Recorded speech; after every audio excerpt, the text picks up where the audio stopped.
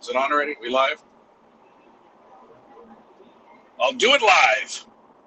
Spencer Hughes here with you, host and creator of Hughes from the Heart Positivity Podcast. What's going on? Coming at you from the finally, it stopped raining skies of Mason County, Washington. I'm in the South Sound of the Evergreen State. I can't read comments, but I promise I will afterwards. Hello to YouTube, Facebook, Twitter, Instagram, Periscope. Did I leave anybody out? And Haps, of course. What's happening with you guys? It's a beautiful day. Could use a break from the rain, for God's sakes. Like, enough is enough already. And I just wanted to spend a few minutes with you guys suggesting that you beware of the mainstream media hysteria machine, as I call it, and how they are trying to scare you, how they are trying to make you feel insecure, how they are trying to make you worried. They want you to be paranoid, frustrated, and scared. Why? Because then you need them. When things are going great, you don't need to turn on the news. When things are going well, you don't have to listen to the news cycle 24/7. When all is well in your world, you don't have to scan the dial trying to get the latest news updates. News updates are usually for calamity, catastrophe, insurgency, earthquakes, volcanoes, death, destruction, police chases, Amber Alerts, okay? Generally, we don't see breaking news, right? Breaking news. Lost dog found after 7 years. That's not a breaking news story. I saw something cross the wires the other day. I can't even remember what it was now. It was like some ill-fated chainsaw accident. And it happened like in Florida. So I'm changing the details here because I honestly don't remember all the details. But I remember my phone lighting up, and it was a news alert about a guy who like chainsawed his arm off or something. And I'm thinking to myself, why is that breaking news? I'm in the Pacific Northwest. I'm thousands of miles away from this guy, and I felt bad for him and his family. But how is that breaking news? Why should that wake you up from a deep sleep? Why should that interrupt your business meeting? Why should that interrupt your moment of Zen? Why should that interrupt your commute? Why should that interrupt your conversation with your friends and your family? That some guy chainsawed his arm off. Why is that national news to begin with? That shouldn't even really be. Why is that even publicized? I mean, how would you like to be that person's daughter or that person's father? I mean, why is that in the news? The guy chainsawed his arm off. It should be a private family affair, but the media loves that. The media loves people chainsawing their limbs off. They love it when you poke your eye out. They love it when you cut yourself in half. They love it when you get involved in a 50-car pileup. They love it. I am telling you, I have worked in the mass media machine. I know what I'm talking about. News directors around the country licking their chops over tragedy, catastrophe, and calamity. That is why the mainstream media pushes onto you death, disease, destruction, debauchery, deception, all of it. I call it the dreaded D's. That is what they want you to think is happening every moment of the day throughout the world. The fact is, we live in a beautiful world. We live in great times. When people say, what horrible times, as compared to what? The Black Plague? As compared to the Salem witch trials where people would get burned to death just because they had different views on things? Are you kidding me? We're living in the worst of times? See, I remember I grew up when the Cold War was still going on, and we had a thing called duck and cover. We had a thing called duck and cover, right? I mean, my parents' generation had that. We had duck and cover for earthquakes because we lived in San Francisco. But I remember walking through downtown San Francisco and seeing signs for air raid shelters. Now, a lot of you may not even know what that is, but you know what? We had air raid shelters in case the Russians nuked us off the face of the earth. So don't tell me these are the worst of times. We have gone through far worse in our history. But the mainstream media wants you to forget things like the Cold War, when we had 1 million missiles aimed at us. They want you to forget things like the Black Death. They want you to forget World War II, for God's sakes. I mean, what's happening now is worse. It's worse than World War II. It's worse than Hiroshima. It's worse than, I mean, my goodness. The mainstream media wants to scare you. We just looked at stats for the county we live in, Mason County. The death rate from COVID is 1.5%. 1.5%, which means 98.5% survive. That's a huge survivability. I'll take that. Wouldn't you like to play the lottery if you had, if the odds were that good that you would win the lottery? I mean, my goodness. But the mainstream media wants you to think everybody around you is dropping dead from COVID in your county. And the reality of it, contrary to what the mainstream media wants, is that most people aren't dying from this. Most people are surviving. Most people, thankfully, have mild symptoms. I'm not belittling the whole thing. I know people that have COVID, and we know people who have spouses and relatives who are in very serious condition because of COVID. But the bottom line is it's not going to wipe out the earth, all right? But the mainstream mass media hysteria machine needs a good plague once in a while. They need a nice global virus once in a while. They need a few good school shootings, okay, just for decor. And I'm telling you it like it is. The mainstream media orgasms when there is a school shooting. They orgasm when a plane gets hijacked and flown into a building. They have orgasms when mass deaths occur. They have orgasms when death cults have everybody drink the Kool-Aid and they find 100 bodies in sleeping bags. The mainstream media feeds off of that. The mainstream media, their ratings go up, the more your insecurities, fear, frustrations, and confusions go up. Look at the correlation. No news director in their right mind wants a day just full of rainbows and unicorns and puppy dogs coming home after being lost.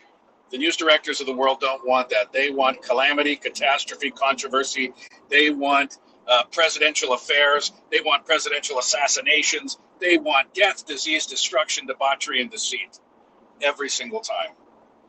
Now, it doesn't mean they don't give us a token good news story every once in a while. It doesn't mean they won't tell us once in a while about celebrity birthdays and who's marrying who and who's pregnant and who's going to have a baby.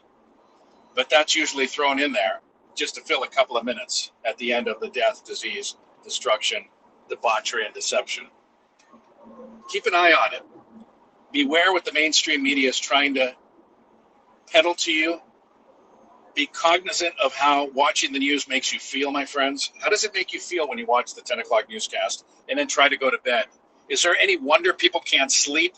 Is it any wonder that you have a shitty day at work, you have all this stress in your life, and then you turn on an hour newscast and all they tell you is how bad the world sucks? And then you close your eyes and you're supposed to go nighty-night, sleep tight? It's unbelievable. The happiest people are the ones who consume the news media the least. Doesn't mean you should have your head in the sand. I think the other opposite, the polar opposite, is just as bad. People who can't tell you who the vice president is right now, people who can't tell you their congressmen, people who can't tell you all this stuff. I think that's the opposite extreme. You need to know what's going on. Okay, you need to know if there's a volcano erupting 100 miles away from your house. You need to know if people are looting in your downtown. You need to know this stuff. You need to. So I came along and I decided I was part of the problem for too long, and I created a podcast called Hughes from the Heart. My biggest career dream, not life dream, but my biggest career dream is to turn that little podcast into something huge. And hopefully things like HAPS, broadcasting out to YouTube and Twitter and Instagram and Patreon and Facebook will be able to help me do that. I want you to try out the free podcast. I want you to go to hughesfromtheheart.com. Feel free to type it up on the screen. The more the merrier. The more of you who type it up, the more likely it'll sink in for people. hughesfromtheheart.com, where we focus on the law of attraction. We focus on mindfulness. We focus on meditation. We focus on minimalism. We focus on things that will lower your heart rate, not raise it. Things that will decrease your stress, not accelerate it. Things that will give you that dopamine fix without staring at a screen for 18 hours a day like an idiot zombie. And will bring the cortisol levels down, which is the nasty stress hormone that we're all running on overdrive. Most of us are living our lives in a state of stress, a state of increased cortisol. It's not good for the body. We know that stress isn't good. We know that, people say, like, what's so great about positivity, man? Well, when was the last time you read somebody had a heart attack because they were so happy? When was the last time you heard of somebody having a stroke because they were so positive? You don't. The bottom line is positivity is good for you. Positive mindset is good for you. Anger, resentment, confusion, fear, frustration, negativity, negative mindsets, they're all bad for you. They're bad for you. There's no study saying, you know what, if you just increased your negative thinking just a little bit, you'd live a little bit longer. Your cholesterol would be a little bit more improved. You'd get better sleep. If we all just stressed a little bit more, life would be wonderful. Nobody says that because it's bullshit and it's not true. Negativity kills. Positivity helps you thrive. Okay? Again, nobody's arteries ever clogged up. Nobody ever dropped dead at age 40 because they were a positive, happy human being. Not because of that. It doesn't mean positive, happy human beings don't have heart attacks. That's not what I'm saying. What I'm saying is we know from a lifetime of studies that stress in the system, stress on the body, stress on the mind, stress on the soul is bad for you. It can lead to early death. It could lead to mental illness. It could lead to insanity. It could lead to all sorts of horrible things that nobody wants in their life. So please beware what the mainstream media is trying to feed you. They are feeding you the proverbial you-know-what, okay? The you-know-what, the excrement is what they're feeding you. And sadly, many of you are buying. Many of you are buying bags of excrement. Many of you are enabling the media to feed us all more bags of excrement because you can't turn off the goddamn television, the Twitter, the Instagram, all the, well, not the Instagram. The Instagram is one of the most positive outlets out there. I didn't mean to throw Instagram in there. Watch who you follow. Watch who and what fills your social media feed. I used to have nothing but negativity coming into my internet feed. I was a very controversial, and I wasn't even one of the worst. I was one of controversial radio talk show hosts for many years, 7 years at the national level. My show was heard all over the world. And it was all about anger. It was all about conflict. I had a program director once who brainwashed me into believing that if there wasn't conflict, there wasn't a show. If my radio show wasn't full of conflict, controversy, and people butting heads, that it wasn't worth listening to. And for some reason, maybe I was an eager beaver, maybe because I fell in love with radio at age 11 and that's all I ever wanted to do with my life, I bought the Kool-Aid. I believed that radio was about conflict. I believed that good radio was about people fighting back and forth in a crossfire kind of a way. It took me a long time to figure it out, that that wasn't the right recipe, that that's not a good trajectory to be on. It was going to ultimately lead to a heart attack. It was going to ultimately lead to me breaking up my family because I was such an ass to be around from all the anger and all the conflict that I brought home with me inevitably.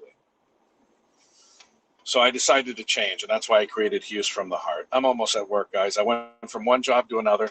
I managed to still podcast. I've been up since 3:30 this morning. I've already worked essentially a full-time job. I podcast, and now I'm going to a full-time job again.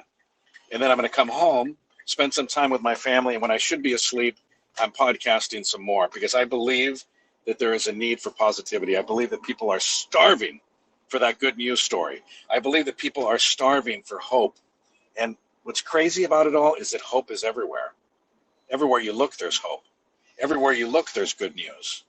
But damn the media if they tell you about it. Damn the media if they could pick between a school shooting. If they could pick between a school shooting and some type of a festival where people are throwing balloons in the air and people are jumping up and down with joy, they will pick the school shooting every time. They will.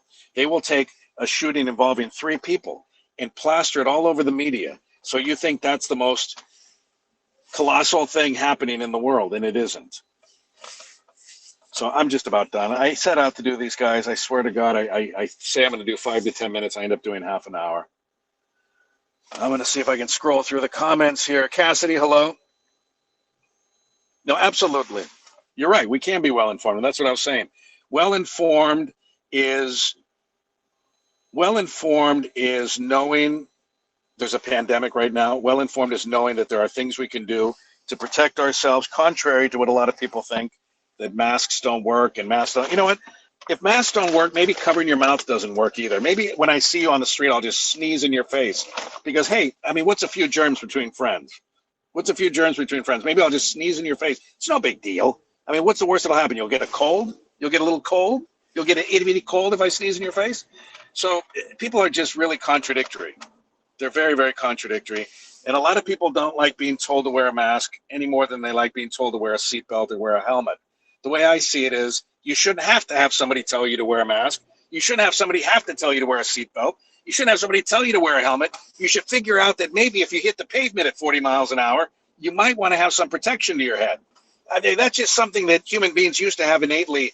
It was like an innate intelligence and common sense that we used to have, that maybe if I have a seatbelt, it will keep me from going through this windshield if I were to get into an impact, that's probably a good idea. That if this seatbelt will stop me from going forward so that my head becomes one with the steering wheel, that it might be in my best interest to put the seatbelt on before I go in a car that's going to go upwards of 70 or 80 miles an hour. So it just, these are things that as human beings we used to know, and somewhere along the line we got cocky, our egos took over, and we thought, I don't want you to tell me to wear a helmet, so I'm not going to wear a helmet. I'll go as fast as I want with no helmet on. I'll be brain damaged, leave my kids without a father or a mother, but that's okay. My rights weren't violated. Do you see why I don't talk politics anymore? It's a no-win game. It's a no-win game. But yes, you're right. There's a difference between being informed, though, and being scared to death. The media should tell us how the COVID numbers are doing. They should also throw in there that in places like where I live, there's a 1% death rate or a 1.5% death rate. 98.5% of people are surviving, they're thriving, they're doing well. Many people have it, they don't even know it. They get sick, they have mild symptoms for about a week, and then they're back to work and they're fine. That's what the media needs to keep telling us. They have to keep, you can't have one without the other. You can't have just doom and gloom. You've got to say, okay, we had an earthquake, it killed many people, but instead of making you think there's going to be another earthquake and another earthquake and another earthquake, say, you know what, the last time there was an earthquake this bad was like 400 years ago, and the chances of it happening again in any of our lifetimes or our grandkids' lifetimes is very slim. Do you see the difference in how the reporting is done? The mainstream media doesn't do it. They don't pull the punches. They just pummel you with the news, and they want to scare you on top of that. They want you to think that every breath you take is infested with COVID. They want you to think that every surface you touch is going to give you COVID. Do you realize that even if you touch a surface with COVID, you've got to wipe your eyes with it. You've got to put it into your system somehow. You've got to get it into your bodily fluids. You got to get it into your body. If this were COVID and I touched it, so long as I scrubbed my hands long enough afterwards, used hand sanitizer, took precautions, it doesn't mean by touching the steering wheel that I automatically get COVID. How many people know that? If you polled the average person in America and you said, if you touch a shopping cart and it's got COVID, what's going to happen to you? Probably the majority would say you're going to get COVID because the mainstream media wants you to think that. Be careful out there, guys. Use your common sense, use your brains, be informed, and stop being the mass media's prostitute. Really, they want to be your John, and they want you to be the prostitute. They want you to prostitute your thoughts. They want you to prostitute your soul to the doom and gloom that they are peddling out there to the world. Don't let them do it. Don't let them do it. I'm out of here, guys. How do I stop this thing again? How do I stop this thing? There we go. I think it's that little X.